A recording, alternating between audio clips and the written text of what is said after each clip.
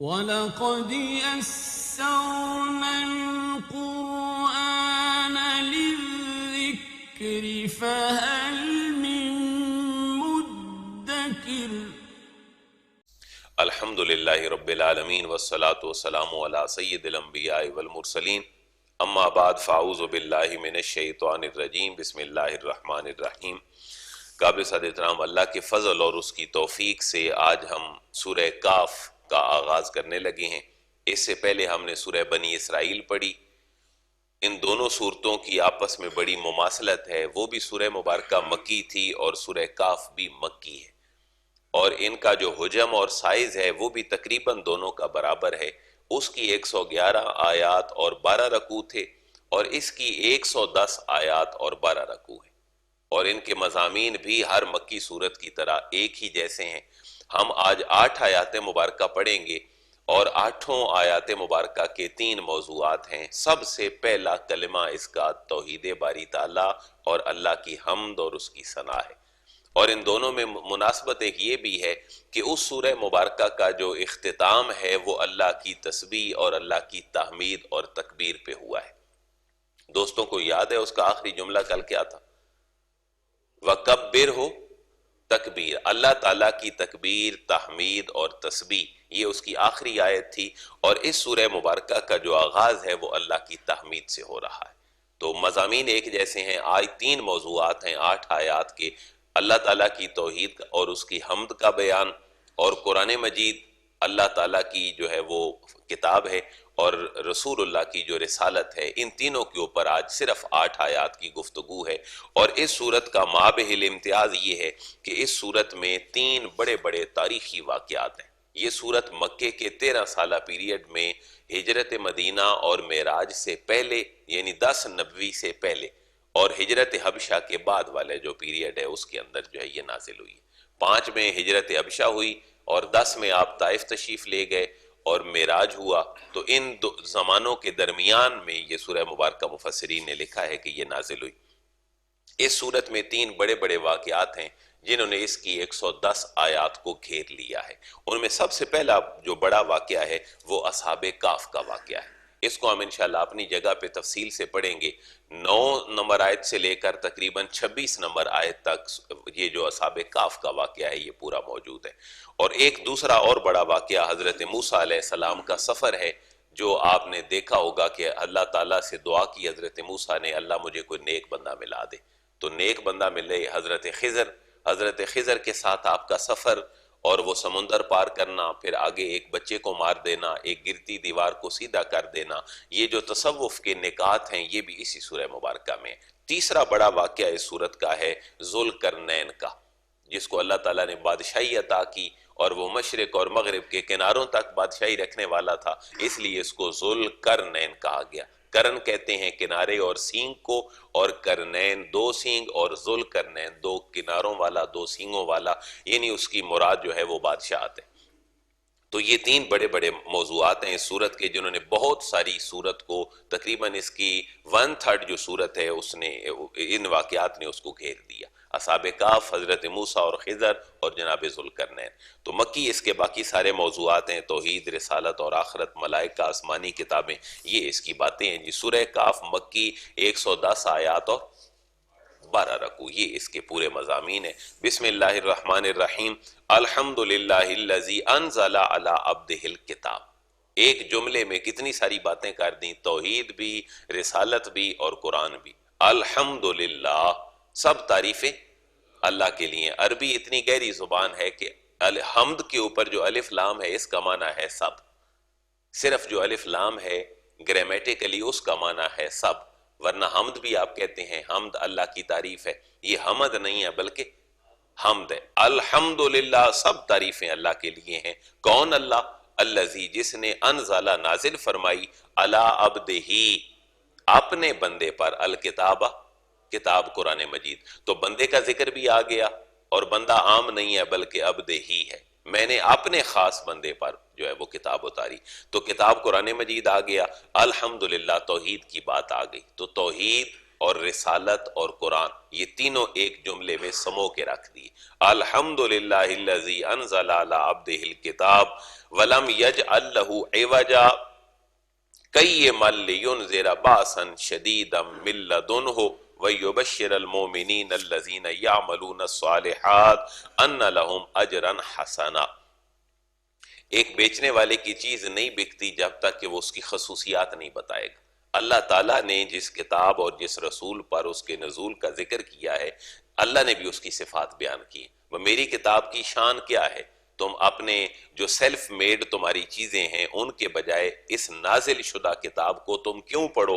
اس کی صفت بیان کر دی۔ وَلَمْ يَجْعَلْ لَهُ عِوَجًا، واو کا معنی اور لم یجعل، نہیں بنائی اس اللہ نے لہو اس کتاب میں عوجا، کوئی خامی، کوئی کجی، کوئی تھوڑا پن اس نے اس کتاب میں نہیں رکھا۔ تو یہ عوجا کا معنی ہے ٹیڑھا ہونا، یا اس کے اندر کوئی خامی ہونا، یا اس کے اندر کوئی کجی ہونا، یہ کہتے ہیں عوجا کو۔ لیکن ساتھ ہی ایک سکتہ طاری ہو گیا۔ آپ نے دیکھا کہ شاید یہاں بھی اس میں لکھا ہوا ہو، چھوٹا سا کیا نظر آ رہا ہے آپ؟ سکتہ۔ تو سکتہ بھی تھوڑا سا سمجھ لیں، سکتہ کیا ہوتا ہے؟ وقف اور سکتہ یہ دو آپ کے قرآن پڑھنے کے جو وقف اور ٹھہرنے کی بات ہے ان کی دو ٹرمز ہیں، ایک وقف اور دوسرا۔ وقف کا معنی یہ ہوتا ہے آپ ٹھہر جائیں، آپ کی سانس اور آواز دونوں ٹوٹ جائے۔ آپ جب بھی قرآن پڑھ رہے ہوتے ہیں دو چیزیں چل رہی ہوتی ہیں، آپ کی سانس بھی اور آواز بھی۔ میں بول رہا ہوں، میری آواز چل رہی ہے، لیکن اس میں فریکوینسی ہے، میں کہیں رک نہیں پا رہا، میں کسی خاص جگہ پہ رکتا ہوں۔ تو یہ جو چلتے رہنا ہے سانس کا اور آواز کا، یہ دونوں جہاں پہ رک جائیں اس کو وقف کہتے ہیں۔ ٹھیک ہو گئے؟ اب قرآن پڑھتے پڑھتے میری اگر آواز بند ہو جائے اور میری سانس نہ ٹوٹے تو اس کو سکتہ کہتے ہیں۔ مثلا اس کو پڑھیں گے کیسے تجویدی نقطہ نگاہ سے؟ وَلَمْ يَجْعَلْ لَهُ عِوَجًا قَيِّمًا، ہم ایسے پڑھیں گے، عِوَجًا کے بعد پڑھنے والا رکے گا لیکن اس کی سانس نہیں ٹوٹے گی۔ اگر سانس توڑے گا تو یہ سکتہ نہیں بنے گا، بلکہ یہ کیا بن جائے گا؟ یہ وقف بن جائے گا۔ اس لیے یہ دو باتیں ذہن میں رکھیں۔ تو وَلَمْ يَجْعَلْ لَهُ عِوَجًا قَيِّمًا لِيُنذِرَ بَأْسًا شَدِيدًا، تو یہ ہے سکتہ۔ عوجا، اس میں کوئی خامی نہیں، لیکن ساتھ ہی بتا دیا اس میں خامی کوئی نہیں، تمہاری ساری خامیوں کو یہ دور کرنے والی۔ تو عرب چونکہ بڑے فصیح و بلیغ تھے تو اپنی خامی کو دور کر کے اللہ نے عوجاً قیما، دونوں اس کی خصوصیات بیان کی۔ اور دونوں خصوصیات کیسے ہیں؟ آگ اور پانی۔ بھئی میرے پاس ایک چیز ہے جو آگ بھی ہے پانی بھی ہے، تو یہ بس خصوصیت بیان کی۔ عوجاً قیما، میرے پاس ایک چیز ہے، اللہ فرماتا ہے جس میں کجی نہیں ہے، لیکن قیما، یہ تمہاری کجیوں کو دور کرنے والی ہے۔ اس کے اندر کوئی کجی نہیں ہے لیکن تمہاری کجیوں کو دور کرنے والی ہے اگر اس کو تم فالو کرو گے تو۔ عوجا، اس کے اندر کوئی ولم یجعل نہیں ہے لہو، اس میں عوجا کوئی خامی، لیکن قیما، یہ دوسروں کی خامیوں کو دور کرنے والی ہے۔ قیم کسی ایسی چیز کو کہتے ہیں جو بڑی پختہ ہو، سالڈ ہو، جس کو ہرایا نہ جا سکے، جس کو گرایا نہ جا سکے۔ قیما، یہ تو خود درست کرنے والی ہے۔ لِيُنذِرَ بَأْسًا شَدِيدًا مِن لَدُنْهُ، یہ میرے اور آپ کے لیے جملہ ہے۔ کفار کے لیے دو جملے تھے، عوجاً قیما، لیکن میرے اور آپ کے لیے یہ ہے، اس کے نزول کا مقصد کیا ہے؟ یہ خود تو اتھارٹی رکھتی ہے کہ اس کے اندر خامی نہیں ہے، یہ تمہاری خامیوں کو دور کرنے والی ہے، لیکن اس کا مقصد کیا ہے نزول کا؟ بھیج تو دی اتنی قیمتی چیز، تو طاقوں میں رکھنے کے لیے، کہیں گھر کی الماری میں، کوئی ڈالروں میں اور یورو میں اس کا لحاف خرید کر رکھنے کے لیے نہیں ہے کہ تم کہیں اس کو خوشبو لگا دو، جھاڑ پھونک کے رکھ دو یا اس کو چومتے رہو۔ فرمایا لِيُنذِرَ بَأْسًا شَدِيدًا، لِيُنذِرَ تاکہ ڈرائے، بَأْسًا شَدِيدًا شدید قسم کے ڈرانے والی ہے یہ کتاب، یہ تمہیں قیامت سے ڈرانے والی ہے۔ اگر تم اس کو فالو نہیں کرو گے تو تمہارا اپنا پورا نظام برباد ہو جائے گا، تمہاری جو انفرادی زندگی ہے وہ بھی برباد ہو جائے گی، اور جو اجتماعی زندگی ہے وہ بھی، معاشرتی، سماجی، اخلاقی، سیاسی، معاشی، اگر تم اس کو چھوڑو گے تو پھر تمہاری پوری زندگی برباد ہو جائے گی۔ یہ معنی ہے باسن شدیدہ، یہ ڈرانے والی ہے، اور باسن شدیدہ بڑے سخت قسم کی جو گرفت ہے اس سے ڈرانے والی ہے۔ اور ڈرانے والی کیا ہے؟ اگر اس کو فالو نہیں کرو گے برباد ہو جاؤ گے۔ انسان کی انسانیت جو ہے وہ بحال نہیں رہے گی اگر اس کو فالو نہیں کیا جائے گا۔ من لدنہ جو اللہ تعالیٰ کی طرف سے ہے، یہ ڈرانا بھی اللہ تعالیٰ کی طرف سے ہے اور اس کا نزول بھی اللہ تعالیٰ کی طرف سے ہے۔ اس کتاب کا دوسرا اور مقصد کیا ہے؟ وَيُبَشِّرَ الْمُؤْمِنِينَ، واو کا معنی اور یبشر یہ مجدہ سنائے، بشیر بنے خوشخبری سنائے، مبشر بنے المومنین مومنوں کے لیے۔ مومن ہے کون جی؟ کیونکہ ہوتا یہ ہے کہ بندہ سمجھتا ہے میں ٹھیک ہوں ہر مقام پر، اور جو اپنی بچیوں کو زندہ دفن کرتے تھے وہ بھی کیا کرتے تھے کہ ہم ٹھیک ہیں، وہ غلط سمجھ کے تو نہیں کرتے تھے۔ تو بندہ کبھی کبھی جہاں کھڑا ہوتا ہے اپنے آپ کو بالکل ٹھیک سمجھ رہا ہوتا ہے لیکن ٹھیک ہوتا نہیں۔ اللہ نے نیکی کا معیار بھی یہ طے کیا ہے، جس کو میں نیکی بناؤں وہ نیکی ہے، جس کو میرا نبی کر دے وہ نیکی ہے۔ اس لیے نیکی کا معیار یہ قائم کیا وَيُبَشِّرَ الْمُؤْمِنِينَ، اور یہ بشیر بنے خوشخبری سنائے مومنین کو۔ مومنین ہیں کون؟ الَّذِينَ يَعْمَلُونَ الصَّالِحَاتِ، وہ جو صالحیت کا تصور ہے نیکی کا اس کو جو کرنے والے ہیں، اور اس کا معیار صرف اللہ اور اس کا رسول ہے۔ الذین جو یعملون کرتے ہیں الصالحات نیک اعمال، ان لہم اجرا حسنا، ان بے شک لہم ان کے لیے ہے اجرا حسنا عمدہ اور کمال اجر ہے ان نیک اعمال کرنے والوں کے لیے۔ پھر کبھی کبھی ذہن میں یہ بھی آتا ہے میرے پاس اگر کوئی چیز آئی تو وہ تو خرچ ہو جائے گی، ختم ہو جائے گی، جوانی ہے ڈھل گئی، پیسہ آیا خرچ ہو گیا، کپڑے پہنے بوسیدہ ہو گئے، ہر چیز ڈھلنے والی ہے۔ تو ذہن میں سوال پیدا ہوا نیکوکار لوگوں کو جو اجر ملے گا وہ کتنی ساری دیر کا ہوگا؟ ماکثین فیہ ابدا، ماں کے سینہ وہ جو نیک اعمال کرنے والے مومنین ہیں، ماں کے سینہ وہ ٹھہرے رہیں گے، فی ہے اس اجر والی جگہ میں، دنیا اور جنت میں، ابدا ہمیشہ ہمیشہ۔ ان کو دیا جانے والا ریوارڈ جو ہے یہ پرمنٹ ہے۔ وَيُنذِرَ الَّذِينَ قَالُوا اتَّخَذَ اللَّهُ وَلَدًا، اس کتاب کے نزول کا اگلا مقصد یہ ہے کہ وَيُنذِرَ یہ کیا کرے؟ ڈرائے الذین ان نادانوں کو، قالو جو یہ کہتے ہیں، اتخذ اللہ ولدا، اتخذ بنا لیا ہے اللہ اللہ نے، ولدا بیٹے اور بیٹیاں۔ یہ ان نادانوں کے لیے ڈرانے والی ہے کتاب کہ جنہوں نے یہ کہا کہ اللہ کی بھی بیٹیاں ہیں اور اللہ کے بیٹے ہیں۔ وہ کون لوگ تھے؟ مشرکین مکہ۔ اہل کتاب کا موقف کچھ اور تھا، مشرکین مکہ کا موقف یہ تھا کہ فرشتے اللہ کی بیٹیاں ہیں، تو ان کی جو ہے وہ یہاں پر تردید کی گئی۔ اہل کتاب کا موقف یہ تھا کہ حضرت عیسیٰ اللہ کے بیٹے ہیں، اور یہودیوں کا موقف تھا حضرت عزیر اللہ کے بیٹے ہیں، اور وہ ٹرینٹی جو ہے تین میں سے تینوں خدا، الگ الگ بھی خدا، اللہ بھی خدا، جناب جبریل بھی خدا، اور جناب عیسیٰ جو ہیں وہ خدا کے بیٹے۔ یہ جو ٹرینٹی کا ایک مغلوبہ ہے، گورکھ دھندا ہے، وہ ان کی بات ہے۔ یہاں چونکہ صورت مکی ہے تو اس کے مخاطب بھی اہل مکہ اور مشرکین ہیں، تاکہ ڈرائے الذین ان لوگوں کو، قالو جو یہ کہتے ہیں، اتخذ بنا لیا اللہ اللہ نے، ولدا بیٹے بیٹیاں۔ ولدا ایک ایسا لفظ ہے جو اولاد کے معنوں میں استعمال ہوتا ہے، کبھی یہ بیٹے کے معنوں میں، کبھی بیٹی کے معنوں میں۔ جیسے زوج کا لفظ ہے تو یہ جوڑے کے معنوں میں ہے، ہمارے ہاں مشہور جو ہے وہ شوہر ہے اور بیوی، لیکن دونوں زوج سے مراد ہیں، جوڑا جوڑا مراد ہیں۔ اللہ نے جانوروں کے لیے بھی یہی لفظ استعمال کیا۔ وَيُنذِرَ تاکہ ڈرائے الذین ان لوگوں کو، قالو جنہوں نے کہا یا جو کہتے ہیں، اتخذ بنا لیا ہے اللہ اللہ نے، ولدا بیٹا، ما لہم بہ من علم ولا لآبائہم۔ یہ قرآن کا جملہ ایسا ہے، ان کو بھی پتہ نہیں ہے، ان کے باپ دادے کو بھی پتہ نہیں۔ جیسے بندہ غصے میں کہتا ہے نا بھئی یہ بات تیرے باپ کو بھی نہیں پتا جو مجھے پتا ہے، اللہ نے بھی اسی کیفیت میں بات فرمائی ہے۔ ما لہم بہ من علم، ما نہیں ہے، لہم ان کو بہی اس بات کا، من علم کوئی علم، ان کو اس بات کا علم ہی نہیں ہے، ولا لآبائہم اور نہ ہی ان کے باپ دادا کو اس بات کا علم ہے جو یہ بات کر رہے ہیں۔ اگر اس کا علم ہے تو صرف اللہ کو علم ہے، یہ بات یہ جاننے والے نہیں ہیں۔ قرآن سے ایک مفہوم نکل رہا ہے کہ انسان جب کو بات کرتا ہے تو اس کے علم میں نہیں ہوتی شاید، اور وہ بے علمی کی وجہ سے کر رہا ہوتا ہے، اس کے بعد اس کو ایک کھڑکی کھلی رکھنی چاہیے کہ میں بھی اس بات کو سمجھ جاؤں، ممکن ہے کہ میں اس سٹیپ پہ ٹھیک نہ ہوں زندگی میں۔ کبرت کلمۃ تخرج من افواہہم ان یقولون الا کذبا، کبرت کبیر ہونا، بڑا ہونا، کبرت بہت بڑی ہے، کلمتاً وہ بات اور گفتگو، تخرج جو نکلتی ہے، من افواہہم ان کے منہوں سے۔ یہ جو بات کرتے ہیں کہ فرشتے اللہ کی بیٹیاں ہیں، یا رسول اللہ جو ہیں یہ نبی بن کے آنا تھا تو کوئی بڑی شخصیت بن کے آ جاتی، یہ ایسی باتیں ہیں، کلمتاً تخرج من افواہہم ان کے منہوں سے نکلتی ہیں، ان یقولون الا کذبا، ان یقولون یہ نہیں کہتے ہیں اس طرح کی باتیں، الا کذبا صرف جھوٹ۔ یہ جو سٹریس ہے نا، صرف جھوٹ، یہ ان اور اللہ کا ہے۔ اگر آپ سیدھا سیدھا پڑھیں ان اور اللہ کو اڑا کے تو جملہ کیا بنے گا؟ یقولون کذبا، مفہوم کیا بنا؟ یقولون کذبا، وہ جھوٹ کہتے ہیں۔ لیکن جو ان اور الا لگا دیا تو سٹریس پیدا کر دیا.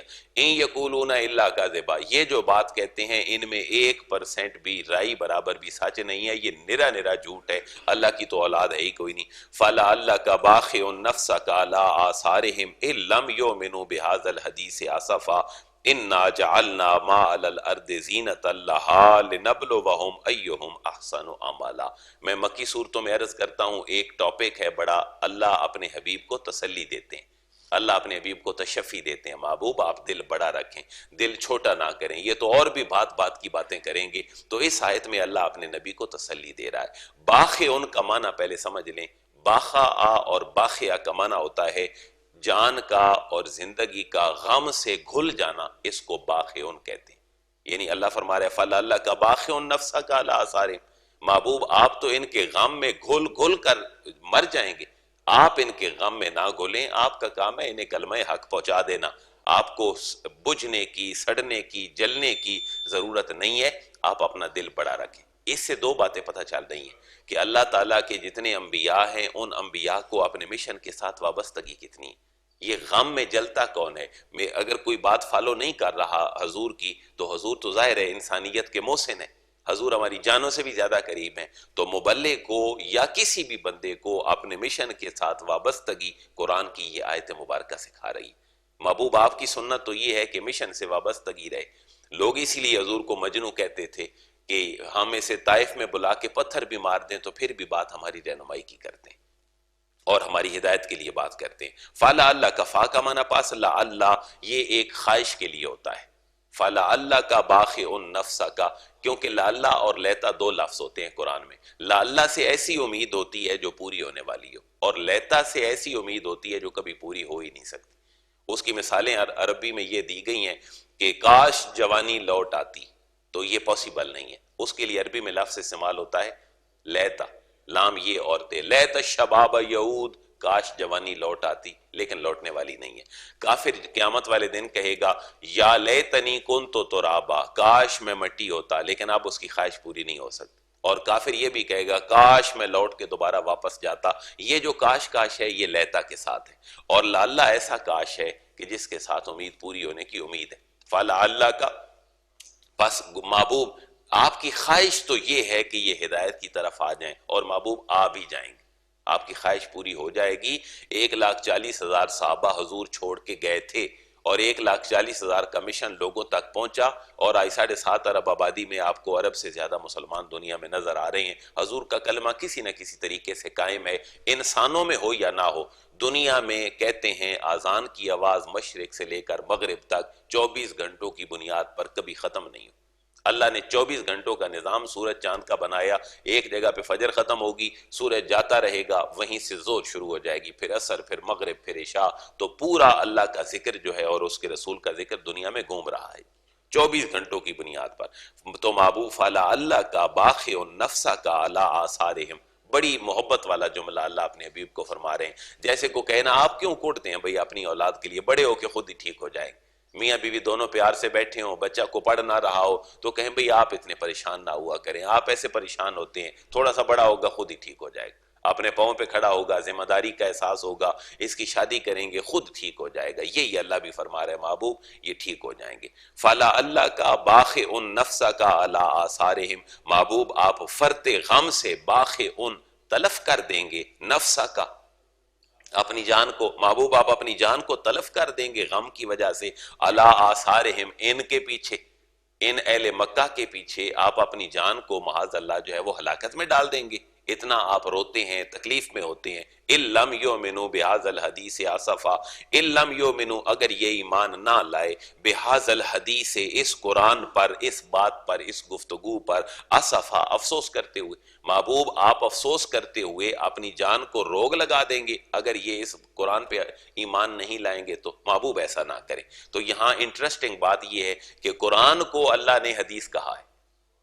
اس آیت مبارکہ میں اللہ نے اس کتاب لا ریب کو حدیث کہا ہے. یہ دیکھیں ذرا، إِن لَّمْ يُؤْمِنُوا بِهَٰذَا الْحَدِيثِ آسَفًا، محبوب اگر یہ ایمان نہیں لائیں گے اس بات پر، یعنی اس کتاب پر، آسفا تو آپ افسوس کرتے ہوئے ہی اپنی جان کو روگ لگا بیٹھیں گے.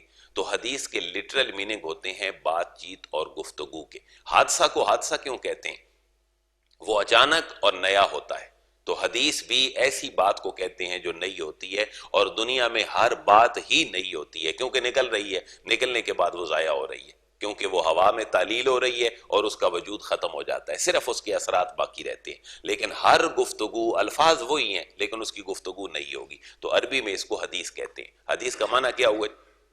بات چیت اور گفتگو۔ تو یہ گفتگو اللہ کی ہے جو بندوں کے ساتھ ہے، اس وجہ سے اس کو حدیث کہا گیا۔ اور حدیث کے جو اصطلاحی معنی ہیں اور جو ٹرم ہے اس کا معنی ہے حضور کا قول، حضور کا فعل اور تقریر، اس کو حدیث کہتے ہیں۔ قول وہ جو آپ کہہ دیں، فعل وہ جو آپ کر کے دکھا دیں، اور تقریر وہ ہے جو آپ کے سامنے کسی صحابی نے بات کی ہو یا کوئی عمل کیا ہو اور آپ خاموش رہے ہوں، وہ بھی حدیث ہے۔ کیونکہ نبی صلی اللہ علیہ وسلم کسی غلط بات پہ معاذ اللہ خاموش نہیں رہ سکتے، تو حضور کا قول، حضور کا فعل اور حضور کی تقریر، وہ تقریر سپیچ نہیں ہے بلکہ تقریر ایک ٹرم ہے جس کا معنی ہے حضور کے سامنے کسی بندے نے کوئی بات کی تو یقیناً وہ صحابی ہے، یا کوئی اس نے عمل کیا اور حضور نے اس کو روکا نہیں، منع نہیں کیا، وہ بھی ہمارے ہاں حدیث کنسیڈر ہوگی۔ یہی تو اختلاف ہے محدثین میں، سیکٹ میں، کہ یہ حدیث ہے یا نہیں ہے۔ پھر حدیث کی قسمیں بن جاتی ہیں، مرفوع ہے، موقوف ہے، مقطوع ہے، پھر متواتر ہے، خبر واحد ہے، مشہور ہے، عزیز ہے، غریب ہے۔ یہ تقریباً کو 37 کے قریب حدیث کی اقسام بنتی ہیں۔ اس کی وجہ یہی ہوتی ہے کہیں نہ کہیں کو راوی کی کیفیت ہوتی ہے جس کی وجہ سے حدیث بدل جاتی ہے۔ تین حدیثیں ہیں۔ حدیث قدسی کا معنی بہت بہتر سمجھ آ سکتا ہے، ایک ہے حدیث، اور ایک ہے حدیث قدسی، اور ایک ہے قرآن۔ یہ تینوں بنیادی طور پر اللہ رسول کے ساتھ ان کا تعلق ہو، لفظ بھی اللہ کے ہوں، معنی بھی اللہ کا ہو تو قرآن ہے، لفظ بھی اللہ کے ہوں اور معنی بھی اللہ کا ہو تو یہ قرآن ہے، اور لفظ بھی حضور کے، معنی بھی حضور کا، یہ حدیث ہے۔ ٹھیک ہو گئے جی؟ دونوں کنارے، درمیان میں کیا رہے گی؟ حدیث قدسی۔ اب الفاظ جو ہیں وہ حضور کے ہوں اور مفہوم من جانب اللہ ہو، یہ حدیث قدسی، کیونکہ حدیث قدسی وہ ہوتی ہے جس میں حضور کہتے ہیں اللہ یوں فرماتا ہے، تو اللہ تو قرآن میں بھی یوں فرماتا ہے لیکن حضور اس کے صرف نمائندہ ہے۔ تو تین چیزیں سمجھ بہتر آ سکتی ہیں کہ لفظ بھی اللہ کے اور معانی بھی اللہ کے، تو وہ کیا بنا؟ قرآن۔ اور لفظ بھی حضور کے، معانی بھی حضور کے، وہ کیا بنی؟ حدیث۔ کیونکہ اللہ فرماتا ہے میرا محبوب تو اپنی مرضی سے بولتا ہی نہیں، وَمَا يَنْتِقُ عَنِ الْهَوَىٰ إِنْ هُوَ إِلَّا وَحْيٌ یوحیٰ، میرے نبی کی طرف تو وحی کی جاتی ہے۔ تو حدیث قدسی، قرآن اور حدیث بیسیکلی سارا اللہ تعالیٰ کی طرف سے ہے، لیکن ٹرمنالوجیکلی اس کا فرق یہ ہے لفظ اور معنی دونوں اللہ کے تو کیا بنا؟ قرآن۔ لفظ اور معنی دونوں حضور کے تو حدیث، اور حدیث قدسی لفظ حضور کے، معنی من جانب اللہ، اور حضور فرما دیتے ہیں کہ اے میرے صحابہ میرا رب یوں فرماتا ہے، تو حدیث قدسی اس چیز کو کہا جاتا ہے۔ بہذا الحدیث آصفہ، اس قرآن پر افسوس کرتے ہوئے آخری آیت آج کی، اِنَّا جَعَلْنَا مَا عَلَى الْأَرْضِ زِینَةً لَهَا لِنَبْلُوَهُمْ أَيُّهُمْ أَحْسَنُ عَمَلًا۔ محبوب یہ دنیاوی زیب و زینت، ابو جہل، ابو لہب کے پاس سرداری ہونا، مکے کی نعمتیں مل جانا، محبوب یہ تو صرف آزمائش کے لیے ہے کہ نیک اعمال کون کرتا ہے۔ اِنَّا، بے شک ہم، جعلنا، ہم نے بنا دیا ہے، ما علی الارض، ان چیزوں کو جو بھی زمین پر ہیں، زینت اللہ، اس دنیا کے لیے زیب و زینت بنا دیا ہے۔ اور دنیا کے جتنے کانٹینٹس ہیں بشمول اس کا سب سے بڑا فرد حضرت انسان، ان سب کے لیے ہم نے دنیا کو زمین پر زینت بنا دیا ہے، لیکن وجہ کیا ہے؟ لِنَبْلُوَهُمْ، ہم ان کو آزمائیں، أَيُّهُمْ أَحْسَنُ عَمَلًا، ان میں سے بہتر عمل کون کرتا ہے۔ تو ہماری زندگی بنیادی طور پر آزمائش میں ہے۔ اللہ تعالیٰ نے منع کیا یہودیوں کو کہ ہفتے والا دن تمہاری برکت والا دن ہے، عبادت والا دن ہے، مذہبی دن ہے، اس میں تم نے شکار نہیں کرنا، لیکن اللہ کی آزمائش دیکھیں، ان کا گزر بسر تھا ہی سمندر کی مچھلیوں پر۔ تو یوم السبت مشہور ہی اس لیے ہوا، اللہ نے ان کی آزمائش کے لیے ساری مچھلیاں کنارے پر بھیجی، ہفتے والے دن دی، منع بھی کر دیا آپ پکڑنی نہیں ہے، بھیج بھی ساری ہفتے والے دیں، انہوں نے بھی ٹچو لگایا، چھوٹی چھوٹی نالیاں بنا لیں، کو جالے لگا دیے، اور مچھلیاں ہفتے والے دن کنارے پہ آتی، وہ پوری ایک مد و جزر اس کی آتی چھال، اور وہ ادھر پھنس جاتی بیچاری، پکڑ اتوار والے دن لیتے۔ تو آزمائش میں، حضرت انسان آزمائش میں ہے، باہر نکلتا ہے، برائی اس کے لیے بڑی آسان ہے، لیکن آسان کر کے آتی ہے، چارم فل ہوتی ہے، لیکن یہی تو آزمائش ہے کہ اس کو کرنا ہے یا نہیں کرنا ہے۔ تو لِنَبْلُوَهُمْ أَيُّهُمْ أَحْسَنُ عَمَلًا، تاکہ ہم ان کو آزمائیں کہ کون ان میں سے بہتر عمل کرتا ہے۔ وَإِنَّا لَجَاعِلُونَ مَا عَلَيْهَا صَعِيدًا جُرُزًا، وَإِنَّا لَجَاعِلُونَ، اور ہم ہی بنانے والے ہیں۔ ہم نے سورہ بقرہ میں پڑھا تھا کہ اللہ تعالیٰ جاعل، بنانے والا ہے، فی الارض، زمین میں، آدم علیہ السلام کو خلیفہ خلی وہ واحد ہے، یہ جمع ہے۔ وَإِنَّا لَجَاعِلُونَ، اور ہم ہی بنانے والے ہیں۔ تو ہمارا یہ مسئلہ ادھر بھی حل ہو گیا کہ ہمارے دیوبندی دوست تبلیغی جماعت والے کہتے ہیں اللہ تعالیٰ فرماتے ہیں، اور سنی مولوی جب بات کرتا ہے تو کہتا ہے اللہ تعالیٰ فرماتا ہے۔ تو فرمانا، فرماتا ہے یا فرماتے ہیں، یہ دونوں قرآن کے مفہوم ہیں۔ اللہ نے اپنے لیے جمع کا صیغہ بھی استعمال کیا ہے اور اللہ نے اپنے لیے سنگولر واحد کا صیغہ بھی استعمال کیا ہے۔ انا واحد کے لیے ہے، جائلون جمع کے لیے، دونوں ایک جگہ پہ یوز کر لی تاکہ لوگ لڑتے نہ رہیں۔ وَإِنَّا لَجَائِلُونَ، اور ہم ہی بنانے والے ہیں، اور میں ہی بنانے والا ہوں۔ تو اللہ کا جلال اور جمال دونوں اکٹھے کر دیے۔ وَإِنَّا لَجَائِلُونَ، اور ہم ہی بنانے والے ہیں ان چیزوں کو، ما علیہا، جو کچھ بھی زمین پر ہیں، سعیدن، جو روزہ، ان کو ویران کر کے میدان اور غیر آباد بھی ہم ہی بنانے والے۔ پچھلی تھا کہ اس کے اندر جو چارم اور زینت ہے وہ بھی ہم بنانے والے ہیں، اور ان کو چٹیل میدان کر کے ویران بنانے والے بھی کون ہیں؟ ہم ہیں۔ تو دیکھیں یہ جو زینت ہے یہ جوانی مثال لے لیں، پھر اس کے بعد ایک بڑھاپا آ جاتا ہے، انسان کی کھیتیاں لے لہا رہی ہوتی ہیں، ایک وقت آتا ہے کہ ان کو بھی زوال آ جاتا ہے۔ ہم آنکھیں بند کر کے دیکھیں تو اپنی 60-70 سالہ زندگی میں ہم لوگوں نے کتنے اتار چڑھاؤ دیکھے ہوں گے، اپنے پنڈ میں، دیہات میں، گاؤں کی زندگی میں، والدین میں، بڑوں میں، چھوٹوں میں۔ تو یہ زینت اور یہ سعیدن جو روزہ، یہ دونوں کیفیتیں اللہ اپنی طرف فرما رہا ہے۔ زینت بھی میں رکھتا ہوں اس کے اندر، اور اس کو ویران، چٹیل اور غیر آباد بھی کون بنا دیتا ہوں؟ میں ہی ان کو بنا دیتا ہوں۔ تو اللہ ساری توجہ قرآن پڑھنے والے کی، خصوصاً رسول اللہ کی، اپنی طرف فرما رہے ہیں کہ ہر چیز کے پیچھے حکمت اور کاریگری کس کی ہے؟ میری ہے۔ اور اللہ نے جو فیلنگز رکھی ہیں یہ صرف انسان کا حق ہے، کسی اور کو فیلنگز نہیں دی، اور انسان ان فیلنگز کی بنا پر، احساسات کی بنا پر ہی دنیا میں جی رہا ہے، اور یہی حضرت انسان کا مابہل امتیاز ہے۔ جانور بھی کھاتا ہے، انسان بھی کھاتا ہے، لیکن احساس صرف کس کے پاس ہے؟ انسان کے پاس ہے۔ تھوڑے تھوڑے احساسات جن کے لیے جانوروں کی بقا ضروری تھی وہ ان کو بھی دے دی ہیں۔ آپ کسی جانور کے بچے کو چھیڑ کر دیکھیں، وہ آپ کے پیچھے پڑ جائے گا، اپنی جان دے دے گا لیکن اپنے بچے کو ضرور بچا لے گا۔ اسی طرح یہ چھوٹے چھوٹے احساسات، لیکن حضرت انسان کو احساسات کا، فیلنگز کا اتنا بڑا مجموعہ بنایا ہے، کبھی خوشی، کبھی غم، زندگی میں کتنے اتار چڑھاؤ، یہ صرف حضرت انسان کی زندگی کا چارم ہے۔ تو کسی کے احساسات کو خراب کرنے پر بھی شریعت نے گناہ رکھا ہے۔ دل دکھانا گناہ رکھا ہے، بھئی غیبت کر کے اس کا دل توڑنا گناہ ہے، کینہ، بغض، نفاق، یہ سب فیلنگز ہیں۔ اسلام واحد وہ مذہب ہے جو ایموشن کنٹرول مذہب ہے، ہماری فیلنگز اور احساسات کو بھی کنٹرول کرتا ہے۔ اور پھر جذبہ جہاد میں کیا بڑھاتا ہے؟ فیلنگز ہی تو بڑھاتا ہے۔ مر جاؤ گے تو مرو گے نہیں، زندہ ہی رہو گے، اگر مر جاؤ گے تو شہید، اگر بچ گئے تو غازی، دونوں صورتوں میں تمہاری جو ہے وہ فتح اور شکست۔